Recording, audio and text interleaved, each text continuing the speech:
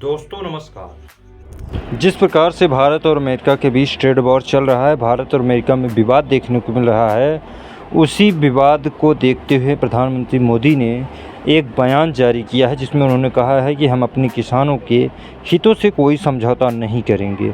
आपको बता दें कि हाल ही में इंडिया पर 50% का टैरिफ ट्रेड वॉर देखने को मिला था, जो कि डोनाल्ड ट्रंप के द्वारा भारत पर लगाया गया था।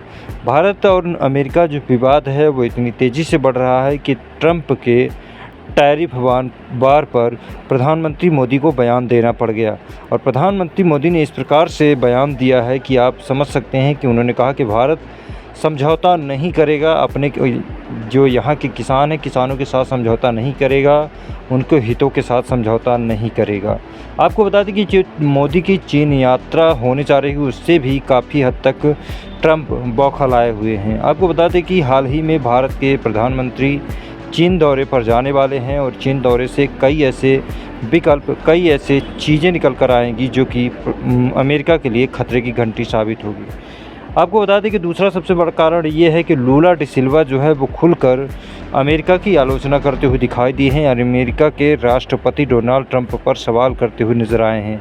जिस प्रकार से उन्होंने अमेरिका के राष्ट्रपति के ऊपर तंज कसे हैं उससे साफ तौर पर ये देखा जा सकता है कि अगर ब्रिक्स के जो सभी देश हैं यानी 12 सदस्य जो उसके देश हैं, भारत, रूस, चीन, ब्राज़ील और बाकी बचे हुए देश हैं, वो जो शामिल हो जाते हैं और एक साथ आ जाते हैं, तो उससे अमेरिका को काफ़ी ज़्यादा नुकसान देखने को मिल सकता है। अगर ये देश अपनी मुद्रा में लेन देन करने लगे तो फिर डॉलर को काफ़ी नुकसान उठाना पड़ेगा, डॉलर काफ़ी हद तक नीचे गिरता हुआ दिखाई देगा। जिस प्रकार से ये देश अपने रुपयों में लेन देन करना शुरू कर देंगे, अपनी अपनी मुद्रा में लेन देन शुरू कर देंगे, तो डॉलर निश्चित तौर पर नीचे गिरता हुआ दिखाई देगा। क्योंकि जो चीन है, चीन पहले से ही टैरिफ प्लान को पूरी तरह से झेलता हुआ दिखाई दे रहा है, क्योंकि पहले ही ट्रंप ने उसके ऊपर बड़ा टैरिफ लगाया रखा हुआ है। जिस प्रकार से चीन के ऊपर पहले उन्होंने वॉर किया, टैरिफ का जो लगाया, उसे साफ तौर पर देखा जा सकता है कि किस प्रकार से अपनी मनमानी करता हुआ नज़र आ रहा है। आपको बता दें कि जब लूला डी सिल्वा से ये पूछा गया कि आप ट्रंप से बात करना चाहेंगे, तब उन्होंने कहा कि हम अगर बात करेंगे तो प्रधानमंत्री मोदी से बात करेंगे, बाकी ये कौन होते हैं, यानी डोनाल्ड ट्रंप कौन होते हैं। आपको बता दें कि इस पूरे टैरिफ के बाद जो नुकसान होगा वो भारत को लगभग 4 से 5 अरब का नुकसान देखने को मिल सकता है। ये सबसे बड़ा नुकसान होगा भारत को और इस नुकसान के माध्यम से देखा जाएगा। आपको बता दें कि हर सामान की लागत में 30 से 35% की बढ़ोतरी हो सकती है। जो अमेरिका जाने वाले ऑर्डर्स थे उनमें 40 से 50% की गिरावट भी देखने को मिल सकती है।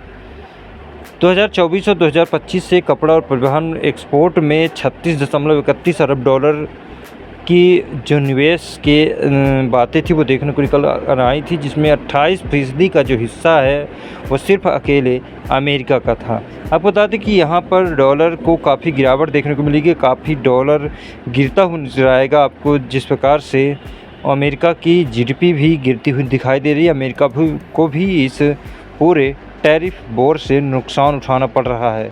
वहाँ के लोगों द्वारा बयान देना शुरू हो गया है कि अब अमेरिका ट्रंप की तानाशाही को सहने वाला नहीं है।